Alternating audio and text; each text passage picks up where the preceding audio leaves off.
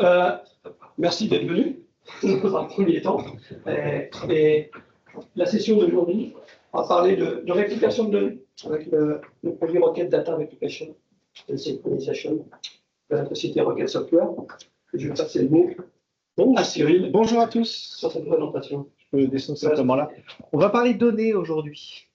Qu'il n'y ait pas de confusion. Quand on va parler réplication, synchronisation de données, c'est pas du tout pour faire de disaster recovery.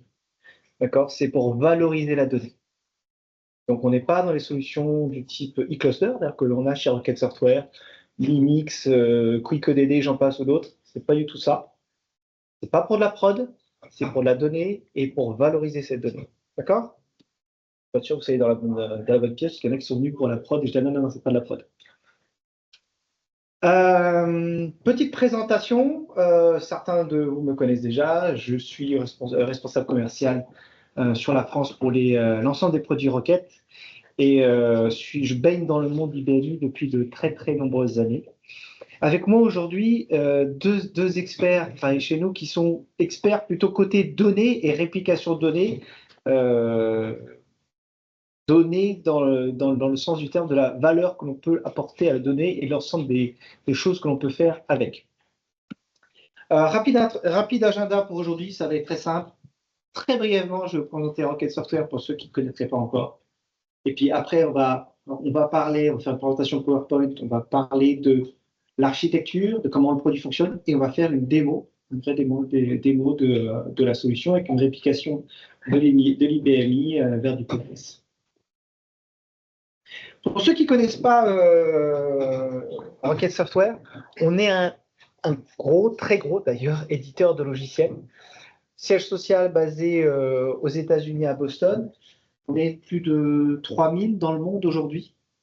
Vraiment un très gros éditeur. Il a marqué, je crois, plus de 1800 ingénieurs, mais en fait, on est à 2000 maintenant. Donc vraiment un très gros éditeur de logiciels. Très honnêtement, 90% du mainframe, 10% de l'IBMI, ça représente tout de même quasiment 200 développeurs chez nous. C'est quand même pour situer la société. On a un partenariat très très fort avec IBM qui fait que on développe et on supporte des produits IBM que la plupart de nous utilisent historiquement dans le mainframe, mais également aujourd'hui aussi dans le monde IBMI. L'authentification multiple, par exemple, IBMI, c'est développé par Rocket. Le backup dans le cloud, c'est des solutions développées par Rocket, c'est des produits IBM. Aujourd'hui, le catalogue IBM qui sont développés et supportés par Rocket Software. Je vais me tromper de PC. Rocket, moi, ça fait très longtemps que je suis dans la société, 23 ans. J'ai vu la société croître depuis 23 ans de manière exponentielle. La stratégie de la société, c'est de travailler dans le monde du legacy, vraiment le DMZ, le IBM, et d'acquérir des sociétés avec une technologie forte qui permet aux clients de moderniser et d'optimiser leur existant. Donc, tout ce que l'on va faire va être autour de ça, la modernisation et l'optimisation. Donc là, c'est un exemple de produit que vous retrouvez chez Rocket Software. Et ça, c'est des sociétés que l'on a achetées ces dernières années. Celle de laquelle on va parler aujourd'hui, c'est la société BOS. Il y a BOS Software, dont on a fait l'acquisition il y a 18 mois, et qui est justement cette société qui a créé ce produit qui permet de répliquer, de synchroniser les données. C'est une société qui, à l'époque, avait juste une trentaine de personnes. Et en fait, c'est des clients à nous qui nous ont approchés, qui nous ont dit c'est une technologie qui est vraiment très, très intéressante. On verra ce que ça vous permet de faire. Mais voilà, ils sont basés en Allemagne, ils sont juste 30. Nous, pour la taille de notre société, on ne peut pas se permettre de dépendre d'un petit éditeur juste basé en Allemagne pour cette technologie. Donc, on aimerait que vous, Rocket Software, est-ce qu'on pourrait acheter ce logiciel via Rocket Software? Ça intéresse la société et il s'avère que c'est une technique très très intéressante qu'on peut utiliser pour plein de choses et dont on a fait du coup l'acquisition. La stratégie de Rocket Software est assez simple, c'est d'aider nos clients à moderniser avec un minimum, on dit oui, d'accord. Ça fait tout doucement, avec un minimum de disruption. Donc l'idée, ce n'est pas des disrupteurs, on parle de disruption. Nous, c'est l'inverse. Je vais vraiment essayer de moderniser, aider nos clients à moderniser, optimiser avec un minimum de disruption.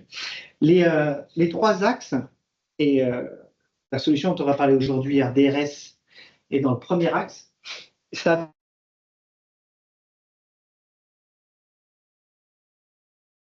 aider nos clients à moderniser les applications, aider nos clients à moderniser la façon d'accéder à la donnée ou ce que l'on peut faire avec les données. On parle de data lake, on parle beaucoup de data lake, de choses que l'on peut faire, comment nous aider à moderniser notre système applicatif, non seulement avec les applications, mais avec les données. Le deuxième axe sur lequel on accompagne nos clients beaucoup ces derniers temps, c'est toute la partie sécurité. On n'en parlera pas aujourd'hui. Le troisième axe, c'est toute l'optimisation à la fois de l'infrastructure et l'optimisation des connaissances, l'optimisation des ressources aussi informatiques. Donc, on aide nos clients en amenant vers les technologies legacy des solutions open source. On va porter, c'est ce qu'on a fait notamment sur le côté mainframe, on a porté des solutions open source vers le mainframe et on accompagne, par exemple du côté DevOps, on accompagne nos clients dans l'utilisation de solutions open source de type Git, Jenkins, etc. Voilà. Donc le sujet, aujourd'hui, on va traiter le sujet réplication et synchronisation de données. Et Patrick va prendre la parole. Merci, Thierry. Ok. Alors, effectivement, il ne faut pas être sur le réseau IBM, parce que c'est plutôt. Je pense que c'est là-haut parce que c'est pas possible. Ah oui, allez-vous là.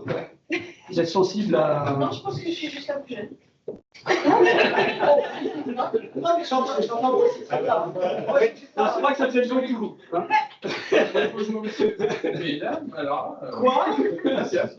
Quoi? Ok. On va pas parler de ça. On va pas parler de ça. On va parler plutôt de modernisation. Quand on parle de modernisation, il faut que je m'adapte. Waouh. Et vous avez raison, parce que ça apparaît tout de suite ici. Et quand on parle de modernisation, il y a modernisation des données et modernisation des applications. Aujourd'hui, on ne va pas parler des modernisations des applications. On a des solutions et des logiciels qui permettent de faire, de moderniser et d'exposer les applications entre elles. C'est pas ça. On va parler de modernisation des données. Et dans la modernisation des données, on a trois outils. On a un outil de cartographie qui permet de pouvoir cartographier l'ensemble des flux. Ça, c'est intéressant parce que ça permet de pouvoir avoir une vue globale d'ensemble sur le système d'information. Le Rocket Data Virtualisation, c'est un outil, c'est un très bon outil qui permet de pouvoir accéder aux données et en virtualisant la vue qu'on va avoir de ces données. C'est-à-dire qu'on ne les touche pas, on laisse les données exactement à leur endroit, sur les plateformes, quelles que soient ces données-là, et on va pouvoir avoir une vue en SQL, par exemple, sur chacune de ces données. On va parler de Data Replicate and Synchronization. Là, cette fois-ci, on va vouloir migrer les données. Donc, migrer les données, pourquoi on va migrer les données? On change de base de données, on met en place une nouvelle application, et cette application va devoir dialoguer avec des données qui proviennent du legacy, de l'historique. Et donc, quelqu'un va falloir aller porter ces données d'un environnement à un autre. Alors ça, c'est pas facile à faire pour pouvoir. C'est pas facile à faire pour pouvoir récupérer les informations, parce que ces informations, ces données-là, elles se trouvent sur différentes plateformes. L'informatique, il y a 40 ans, c'était facile. Il y avait le système d'information. On avait quoi? Pour ceux qui l'ont connu, évidemment. Il y avait quoi? Il y avait, allez, on va dire, une demi-douzaine de bases de données ou de sources de données. Il y avait 2-3 systèmes d'exploitation. Et puis, c'était assez simple, c'était plutôt monolithique. Aujourd'hui, c'est plus du tout ça. Aujourd'hui, c'est plus du tout ça. Votre environnement, votre système d'information, il y a différents systèmes d'exploitation, il y a différentes plateformes, et l'ensemble de ces différentes sources de données, et l'ensemble doit pouvoir communiquer. Pour pouvoir communiquer, on va devoir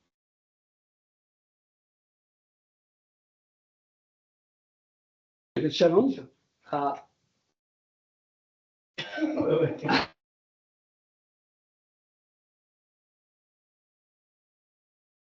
et là, il va falloir accéder à ces données. Alors, lorsque ce sont des données de type SQL, c'est assez facile, on va pouvoir utiliser le langage, et là, il n'y a pas de difficulté. On va avoir des difficultés lorsque les données sont propriétaires, donc avec des structures plus difficiles et compréhensibles. Les formats des données aussi qu'il va falloir manipuler. On n'oublie pas, on va migrer les données d'un environnement à un autre. Donc, il va falloir comprendre la structure de ces données sources pour pouvoir ensuite alimenter les données cibles. Et c'est tout ce cheminement que le produit va pouvoir adresser, à savoir récupérer les données sources, pouvoir alimenter dans un dictionnaire, dans un repository, pour avoir l'ensemble des structures. On va pouvoir ensuite mapper, on va pouvoir mettre vis-à-vis les données sources avec les données cibles, et puis lancer les procédures de migration de ces données. Ou de réplication. Ou de réplication. Donc, oui, Jean-Pierre? Non, de réplication.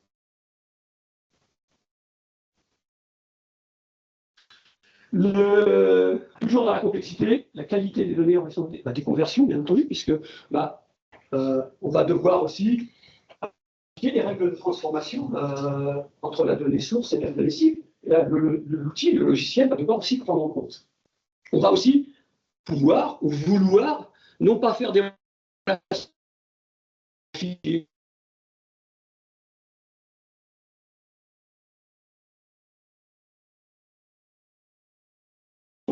d'une table à une autre.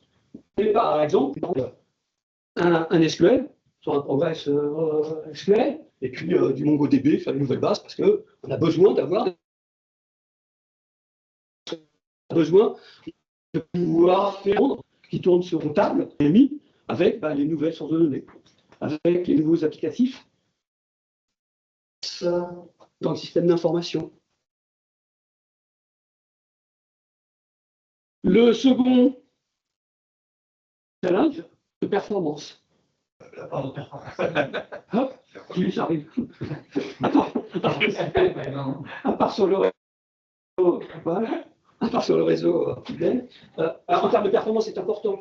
La migration de l'information, on va pouvoir la traiter de deux façons. Chargement en masse, récupération des informations de l'application comptable, on va alimenter toutes les bases de données, mais on va pouvoir aussi faire du synchrone, c'est-à-dire récupérer l'information dès lors qu'elle est placée à partir de la source, pour la véhiculer directement, je dirais presque instantanément, sur la cible.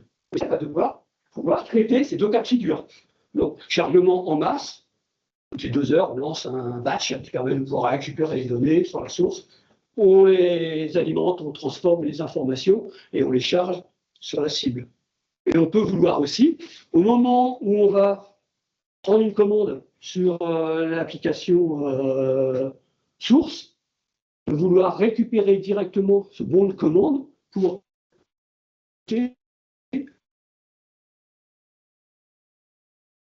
automatiquement sur le CNC. Et puis, la capture aussi peut être très coûteuse, donc on va bien faire attention que le produit, c'est gérer aussi ces informations en termes de...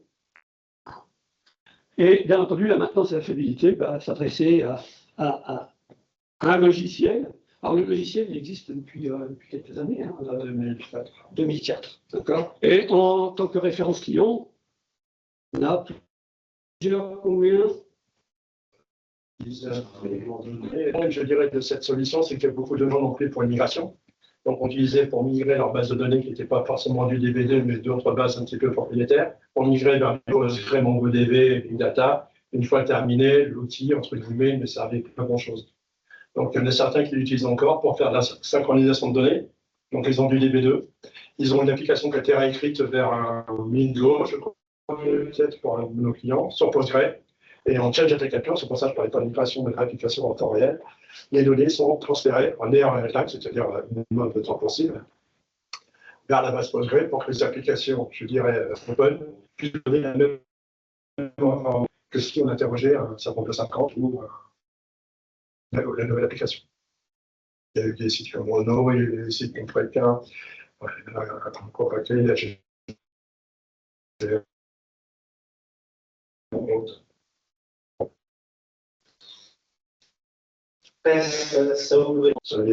c'est pas mal sur l'API, qui a interrogé avec l'API leur prod, puis ils ont vu qui tapait par rapport à faire la valeur.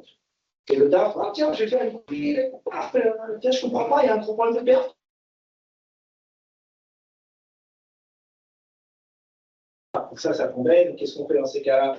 On mettait en place, on l'a fait avec nos solutions, hein, avec nos solutions de DR d'ailleurs.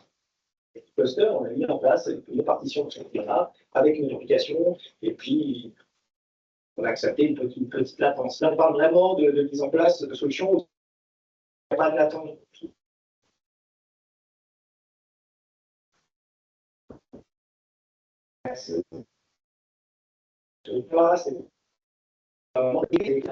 Et il a fait mainframe et BI, il a fait UX, M3, et donc il a besoin de récupérer des données du mainframe et du BI, mais dans une base de données Postgres. Et quand on a montré ça à la direction, hein, c'est la direction qui est forte chez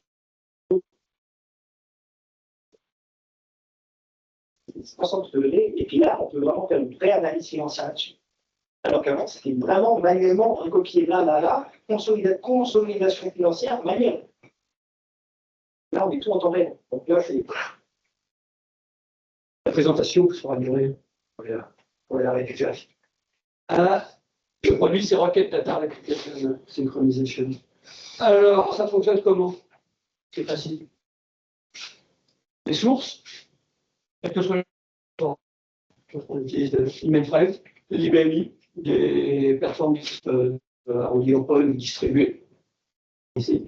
Ça peut récupérer l'ensemble des données. On va ensuite mapper les données sources avec les données cibles, y appliquer des règles de transformation. Tout ça se fait à l'intérieur du repository avec une interface graphique que vous verrez tout à l'heure. On va faire une démonstration de l'ensemble de la solution, permettant de pouvoir, lorsqu'on va soit démarrer la migration en batch, soit pouvoir récupérer d'une manière instantanée les informations de la source en CDC, sur cette capture, pour pouvoir alimenter sur le système cible. Donc, une source, le repository et les données cibles. Vous voyez que sur les données cibles, quelle que soit la plateforme, quelle que soit la source de données accédée. Donc, on a développé des serveurs spécifiques pour chacune de ces sources de données, chacune de ces sites. Quand on a les sources que l'on d'autres bases qu'on pourrait mettre, je veux dire, en ODBC, on y accède et puis on peut la ramener. Donc là, quand vous avez Oracle, on est capable, si Oracle, d'aller chercher le log miner qui va nous ramener des modifications. On a toutes les API internes des produits, et aussi on apply. On n'appelle pas en mettant simplement un insert, parce que ce serait peut-être un peu trop long. On utilise aussi les utilitaires fournis par chaque base de données, chaque, je dirais, par exemple, Kafka, autre, du JSON, etc. Voilà, quand on met ces bases-là, oui, bon, c'est du SQL, on peut pas citer quoi. À se poser. Si vous avez des questions, allez-y, entre chaque slide. On peut les prendre. C'est pour ça, la philosophie du produit. Donc, poser des questions à l'oreille. On peut dire que c'est un ETL en fait. Oui, tout à fait. Oui, ça permet ETL, extraction, transforming, loading. On extrait les sources, on peut les modifier, et puis on va les charger.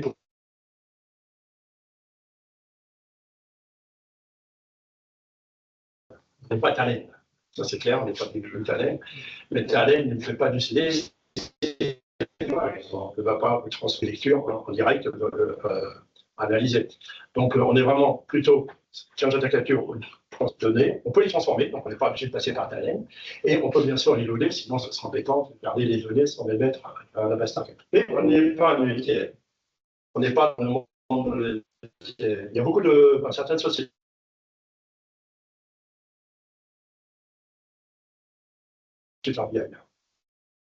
Le point important de migration, mais le change data capture. Très intéressant, ça de pouvoir être assuré une modification sur un système d'information, sur une plateforme,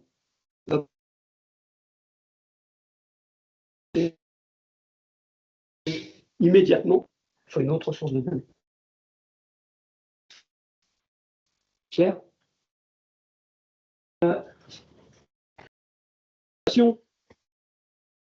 5 étapes. Donc, Pierre, la première, on va créer les sources. C'est bon. La seconde, on va créer la cible. Une source, une cible. Ensuite, ah oui, oh non, pardon, est-ce que je vois à l'écran? Allez, on va créer la cible. Ensuite, on va importer les structures de données source, structure de données cible. On alimente ceci dans le repository. Et c'est sur ce repository, ensuite, il y a l'interface graphique associée. On va pouvoir manipuler, on va pouvoir mapper les sources de données, pouvoir les structurer. On a une table en source, on a dit qu'on pouvait avoir différentes tables en cible. On va pouvoir y appliquer des règles de transformation. TVA, on peut faire des modifications, on va faire du lookup, on va pouvoir aller rechercher des informations sur d'autres systèmes pour pouvoir récupérer ces informations et ensuite charger ceci dans la cible. Création de ces règles de transformation. Et enfin, au plus dernier lieu, on va définir les éléments de... C'est le quatrième que tu as parlé avec le 3. Alors, tu peux mettre le 5. Normalement, il devrait arriver. Là, c'est... Le dernier, c'est l'ensemble des éléments qui vont permettre de pouvoir charger ces informations. L'ordre qu'on vous donne est l'ordre réellement quand vous installez le produit. Donc, un produit qui peut s'installer, on verra après, sur un Linux, un Unix, un Windows, bien sûr, Z-Linux si vous avez des Z-Linux, etc. Ça, c'est la partie, je dirais, qui permet de mapper et de faire toutes ces informations. Ensuite, on verra que vous avez des agents sur certains systèmes pour récupérer les données. Et ça, c'est réellement l'ordre. Une fois que vous avez notre interface créée, les tâches, donc du DB2I par exemple, du DB2Z, autres, etc. Les cibles, pourquoi on crée les cibles avant de faire l'import et l'export? C'est parce que lors de la transformation des données, on saura déjà qu'on va aller vers un MongoDB, on saura déjà qu'on va aller vers un Postgre, une base SQL, un fichier JSON, etc.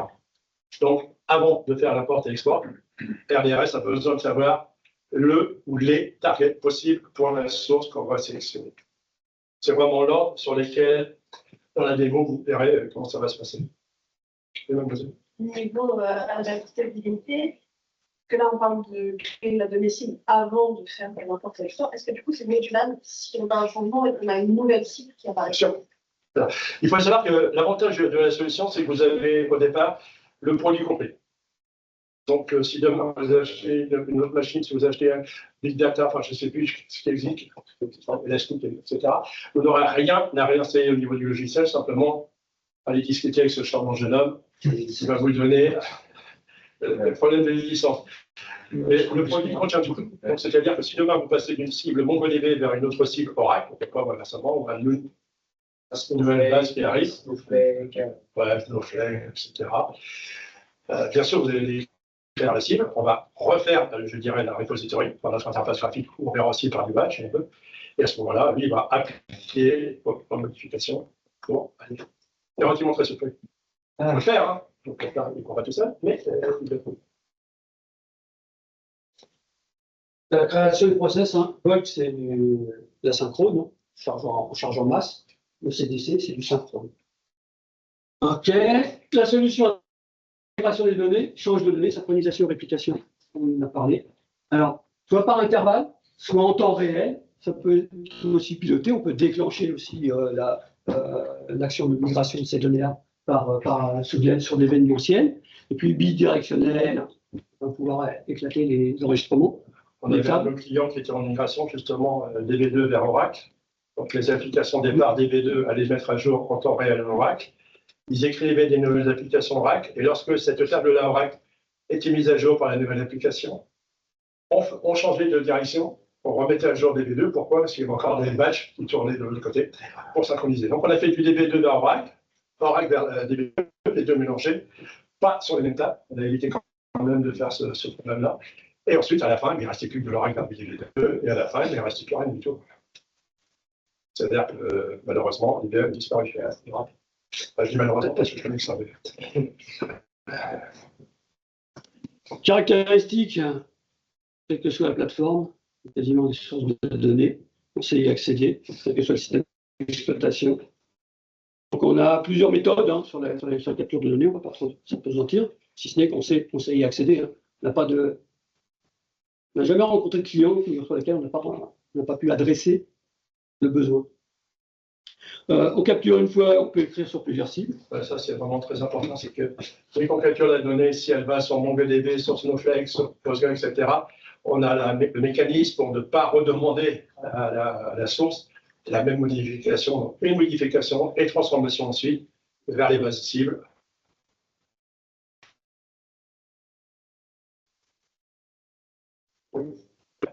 Pour appliquer plus tard ou tout de suite, etc. L'idée, capture une fois, mais on peut avoir plusieurs cibles pour cette capture. Vous assurez que vous devez bien appliquer sur les différents. Voilà, nous avons tout le mécanisme, bien sûr, grâce à des fichiers restart file.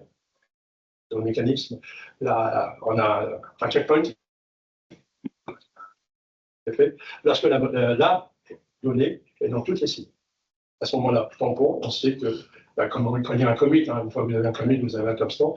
Donc, dans ce cas-là, c'est exactement pareil. On sait exactement où on est. Et en cas d'arrêt, je dirais peut-être de votre base de données, en tant qu'arrêt de RDRS ou en tant qu'arrêt du serveur ou de la base de cible, on repartira à l'endroit où on s'est arrêté. Ouais, c'est important ça. Vous avez le réseau qui n'est pas là, j'ai entendu. Là, malheureusement, c'est deux mondes distincts. Il y a pas mal de choses qui peuvent arriver. Le principe, c'est de ne pas perdre de données et de pouvoir repartir au moment où c'est fait. On sort les rapports aussi, qui permettent de pouvoir déterminer. Alors, on a des rapports, mais bon, les rapports, ça c'est bien, et on a surtout pas mal de process de surveillance. On a mis en place au départ, je dirais, lors du projet avec le client, en disant qu'est-ce que vous voulez vérifier. Donc, j'avais un client qui me disait, moi, je veux ma donnée arrive dans les 2 minutes, hélas. J'aimerais avant, donc c'était avant, au moins 2 minutes, il dit c'est pas trop possible. Donc nous on a écrit, vous avez demandé le client, on a écrit le process de vérification. On n'a pas pensé à une seule chose, ça ne marche pas, sauf que notre outil tournait. La personne qui est arrivée le lundi pour surveiller tous les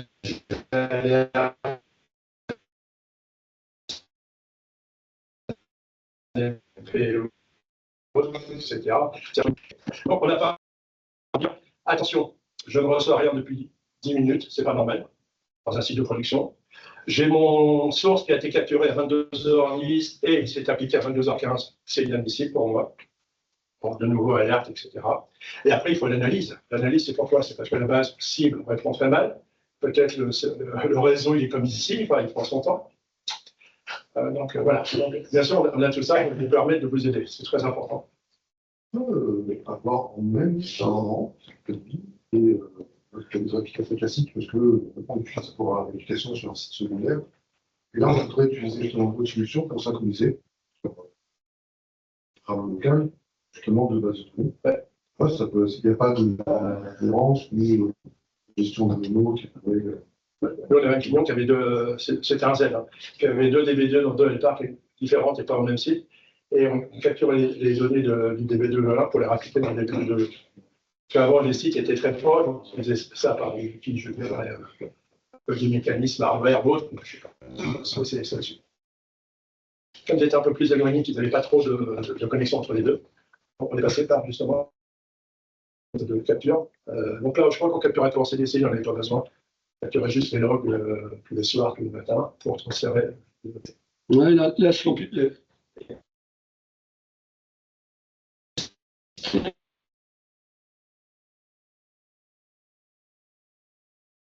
La forme, donc là, par contre, c'est intégration de versions, inscriptions qui peuvent apparaître comme différentes.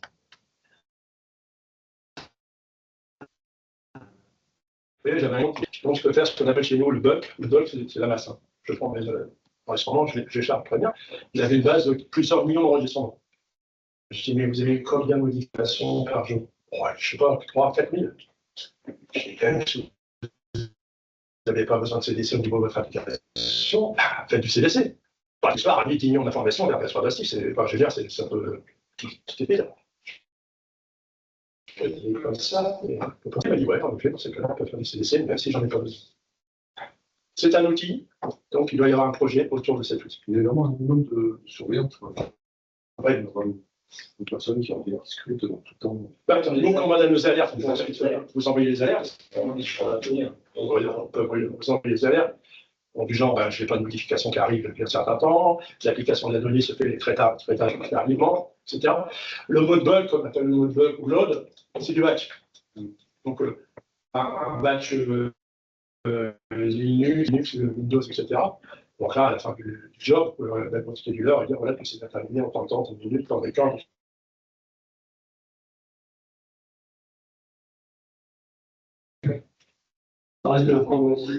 C'est vrai. Rapidement, quelques caractéristiques, la fonction complète de backlink, ce que l'on indiquait, entre les sources et les données. Le concept de repository, c'est le dictionnaire qui va de toute façon récupérer l'ensemble de ces informations. Vous avez l'interface graphique qui permet de pouvoir visualiser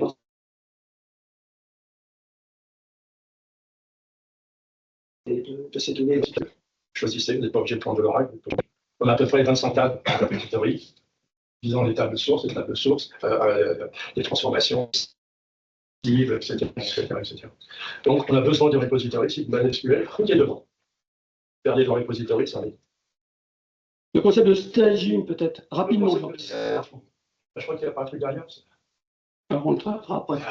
Je vais expliquer 10 fois. Traitement de format de sauvegarde, récupération des données en masse, c'est ce dont on a parlé, et transformation aussi, ça a été évoqué. Encore une fois, quelle que soit la plateforme, quelle que soit la source de données. Dernière caractéristique.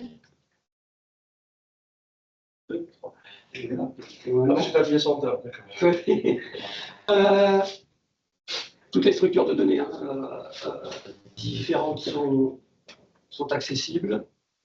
Latence pour les chargements en masse, Big Data Analytics, oui, c'est. En masse, encore une fois, si vous chargez sur Oracle, vous allez utiliser le SQL Loader d'Oracle en parallèle. Si vous avez d'autres bases qui ont leur propre utilitaire pour accélérer, on les utilise aussi. Donc vraiment, c'est ça très important. Chaque base de données a un outil de chargement en masse parallèle, autre, sera utilisé. Pour accélérer le processus de bulk. Voilà. On veut vraiment vous montrer le produit. Nous, on veut rapidement. On va parler de moi qui s'est ajouté. Hein? On passe par Marseille. C'est pas à chaque fois, puis c'est ça. Ça, j'imagine. Donc là, ce sont les méthodes, je dirais, de transport des données. Le bulk, j'en ai un petit peu là. Aussi, c'est enregistrement en base la première fois, ou peut-être tous les week-ends. Tous les week-ends, je rechange ma base vers le plastique. C'est ce qu'on appelle le bulk. Le bulk compare, je pense qu'on peut l'oublier, c'est une histoire de snapshot. On est capable de prendre un snapshot d'un fichier à plat, prendre le snapshot de l'outil capable de donner des records qui ont été modifiés. Carrément, depuis 2004 que je travaille avec ce produit, parce que j'étais le vendeur de ce produit avec Boss Software avant de rejoindre le banquet. Je ne l'ai jamais utilisé, pour vous dire à quel point c'est. On peut utiliser les logs, les archive logs, si vous avez besoin de revenir en arrière sur des périodes, mais principalement, ce qui est fait, c'est le mode bulk et accès immédiat en temps réel. Quand on dit temps réel, on précise near real time. C'est mon C'est parti. C'est lui qui veut. Le staging, Jean-Pierre. Ah, ça, j'aime bien, ça. Je crois qu'il s'affiche. Oui, bon. Donc ça utilise le CDC. Et surtout pour des points de performance. CDC même bloc si tu as besoin de table. Tu arrives? Oui, c'est. Moi, oui. Appuie sur le cadre. C'est sûr. Voilà. Je comprends la performance, ça marche. Le stage 0, c'est ça. On se dit que quand on est sur la base source, IBMI ou un autre IBM ou une autre source, on essaie de prendre le moins de temps possible de CPU, de CPW, de Z, etc. Donc on prend la donnée, on la capture en buffer. Hop, essayer d'en. Et le but du jeu, c'est bien d'arriver au stage 3. Et le stage 3, c'est des inserts, si je suis sur mon volet sur direct, c'est du RK, etc., etc. Donc, à la fin, forcément, il y aura la vraie commande se permettre de faire la modification qui a été capturée. Mais entre-temps, le stage 2, c'est ce qu'il appelle l'universal format. Il sait exactement les images avant et les images après, ce qui doit de pouvoir rediriger à N cible les modifications voulues. S'il n'y a qu'une seule cible, le stage 2 sera complètement transparent pour lui. Il n'y aura pas besoin de temporisation pour le stage 2.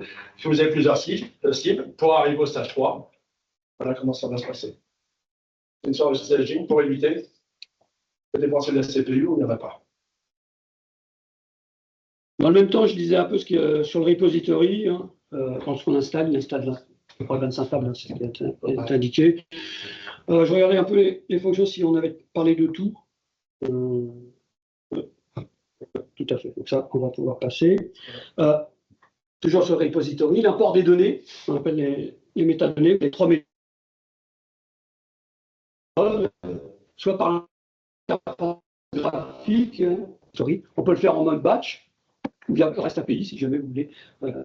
L'interface graphique est pratique quand on fait un POC, quand on a 2-3 tables à mettre. Moi, j'ai fait une migration, là, c'était une migration, une synchronisation d'un site, la GPM Toulon, avec 1500 tables. Il a fallu importer et mettre dans le produit. Donc là, on s'est basé sur le catalogue. On a récupéré les données qui étaient dans le catalogue et on a créé des batchs. On a créé 1500 trucs batchs pour l'annoncer pour faire ce hors de question de faire 1500 et un tour export de données. On a importé les sources. La même chose sur la cible, les métadonnées.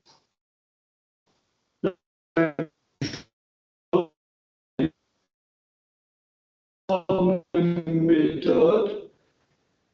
Et puis, on va pouvoir alimenter.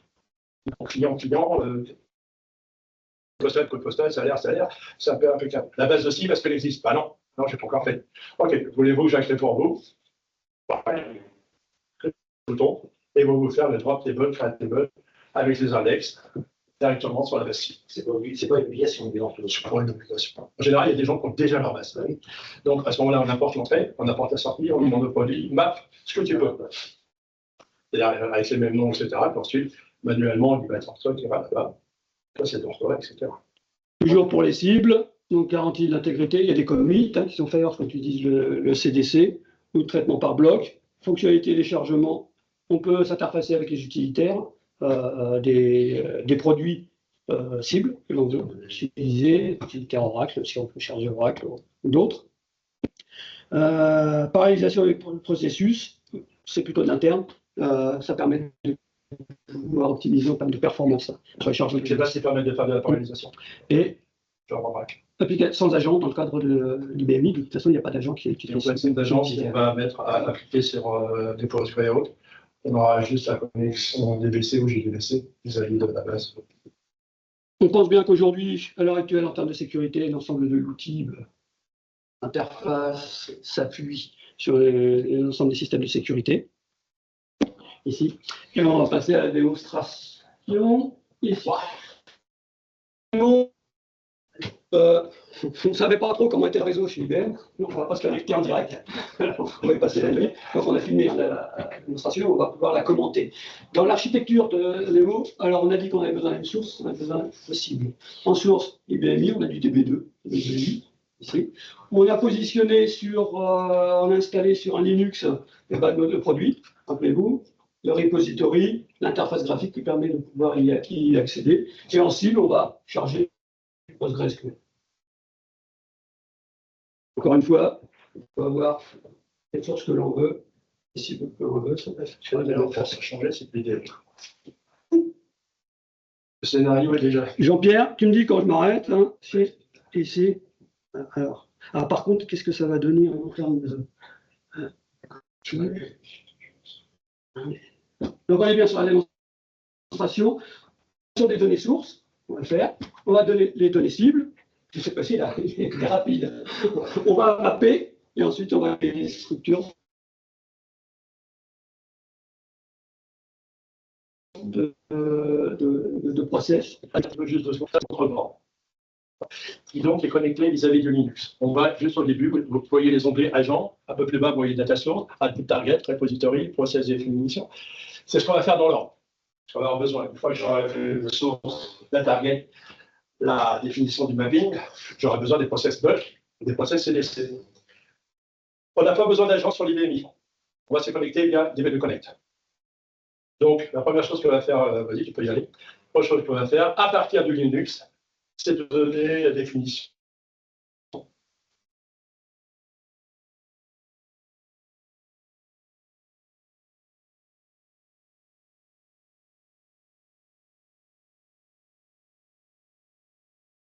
Ah, même ça.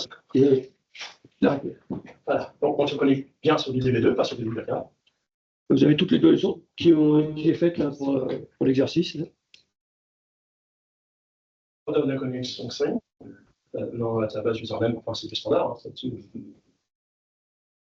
allez, un petit test connexion. Et je dis bien que c'est du DB2 Historis, non pas BSE, mais pas Z. Test connexion magnifique, ça marche. C'est l'avantage d'une vidéo, c'est que ça sonne pas. Voilà. Une fois que j'ai fait mon source, il a déjà créé la target.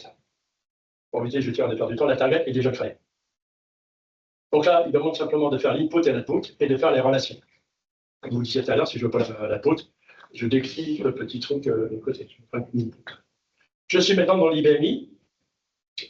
Je vais dans une base, enfin une table, que je crois que c'est Customer.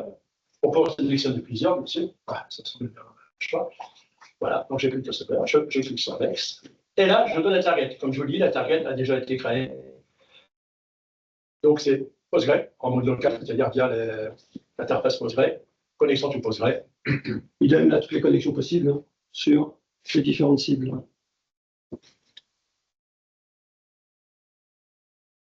Connexion stream, ça ne change rien. Connexion telle, je suppose que vous allez faire. Postgre, impeccable.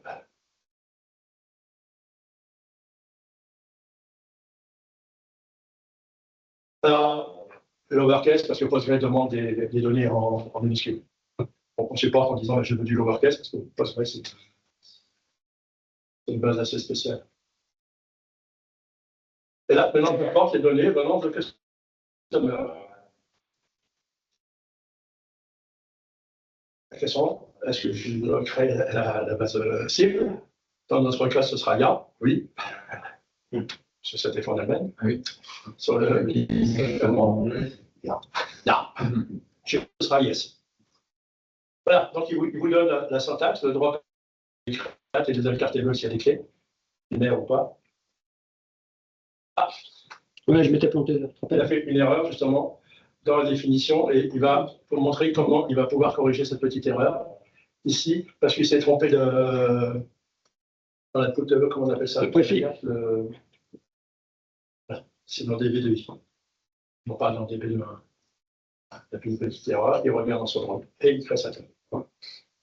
Il est très obéissant. Oh, ouais. Voilà, un des plusieurs fois, donc ça marche chaque fois. Inconvénient d'une vidéo, tu ne peux pas tout le temps la faire. Ouais. On apprend. Ouais. Bon, là, dans la vie, ça marche aussi comme ça. Donc là, il utilise un de ces outils pour montrer que dans Postgre, la table est bien créée et qu'il y a 0 database. Comme ça, il est sûr qu'il me l'a montré. Il n'y a pas de tricherie. Donc, on revient dans notre outil, et donc on va maintenant créer le process. Le process, d'abord, de charger cette base. Parce qu'avant de faire du CDC, il faudra peut-être que la base soit complètement chargée. Donc, on crée un nouveau, on lui donne le nom qu'on désire, initial node, initial customer, très bien. C'est bien du bug que je vais faire. Le type de source, toujours du DB2. Je mets le process. Et tout ce que je vais faire, c'est simplement, comme dans le repository, j'ai tout ce dont j'ai besoin. On lui demande soit d'appeler sur la target, soit d'utiliser dans notre cas le loader data file de Postgre. On délègue à la solution, soit le produit directement va se charger d'écrire, soit on décharge justement cette capacité utilitaire de cible que vous voulez utiliser. Donc là, on va démarrer le process. Donc ça, c'est en mode batch aussi, attention. Là, il est en train de tourner. On le voit ici.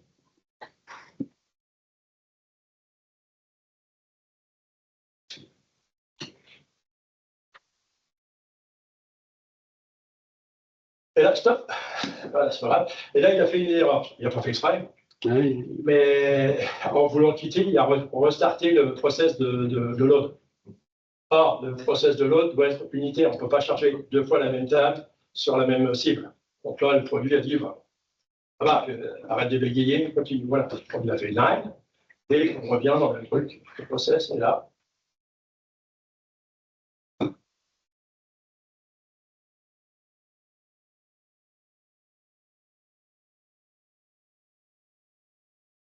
C'était là l'erreur. Là, intervenu en arrière. Ah oui, tu vas trop vite, hein. Pour moi et pour lui. Voilà, on a 53 données, c'est pas énorme. Hein. Le but n'était pas non plus de charger des millions de records. Bon, petit truc, mais tout c'est bien terminé. On peut envoyer un message de fin de job vers n'importe quel utilitaire que vous avez l'air ou pas. Et là, il vous montre avec son outil le close. Donc là, on a chargé en masse. Hein. Première fonction, pouvoir aller lire des données sources, les transformer et les charger. Maintenant, on voit que la base cible, donc la base cible a été chargée. Elle est avec une adresse qui est North Street, là on montre le CDC, c'est-à-dire c'est une modification qui va être faite sur un point donné sur le source, l'adresse va être répliquée directement sur le site. Et j'espère ne pas se tromper. Hein. Bah, je pense pas que la vidéo va changer. On va faire pareil. On ne sait pas. Une fois qu'on la regarde, une fois qu'on voilà. Donc là, maintenant, nous avons besoin d'un nouveau process qui est donc du real time, puisqu'on a donc créé un process, bulk, et cette fois-ci, on lui donne un nom, on lui dit toujours le type de data source, et on utilise l'active log dans l'IBM. Aux données en temps réel. Alors, Journaux, ça, oui, c'est les journaux de DB2. Donc il y a besoin d'une petite modification, si ce n'est pas le cas, d'activer la journalisation et de mettre un paramètre image avant, image après. C'est le minimum. On n'a pas d'agence sur l'IBMI. Pas besoin. Donc, start du process, le process va démarrer, là il est tranquille. Par exemple, on fait des trucs très jolis. Le décès. Et donc là, il va revenir dans son outil et il va aller vers le DB2, là-haut, le DB2i. Pour faire la modification. Donc, le type a déménagé. Il habite du North Street, là. Et Whitehall Hall, peut-être. Westbury Hall. Bah, tu vas me là. OK, on fait la modification sur la source. Donc, une application va venir modifier une donnée. Cette donnée, via le CDC, puisqu'on a ce process qui a été mis en place, va directement se retrouver sur la domicile, sur l'application sur l'espace solaire.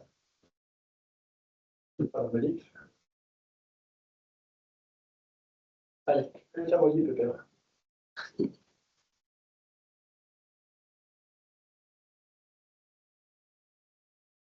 Ok, je vais juste remontrer parce que ça a été très vite. Ça va, oui. Le rapport. Surtout, tu as montré la. Si, il l'a fait. Des fois, ça reste promis.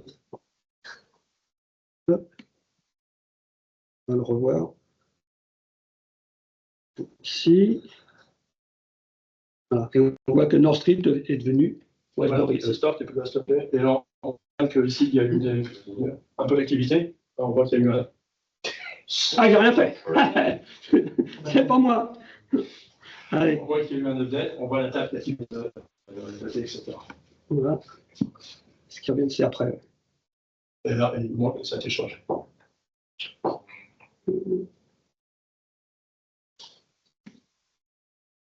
C'est le là était au bon moment. Non, moi, c'est bon sur l'écran, ça devrait pas tarder sur le report. Ah bah, trop tard, tu vas stopper. Voilà. On a plusieurs informations. On sait bien qu'on a fait un update à quelle heure sur la table cible de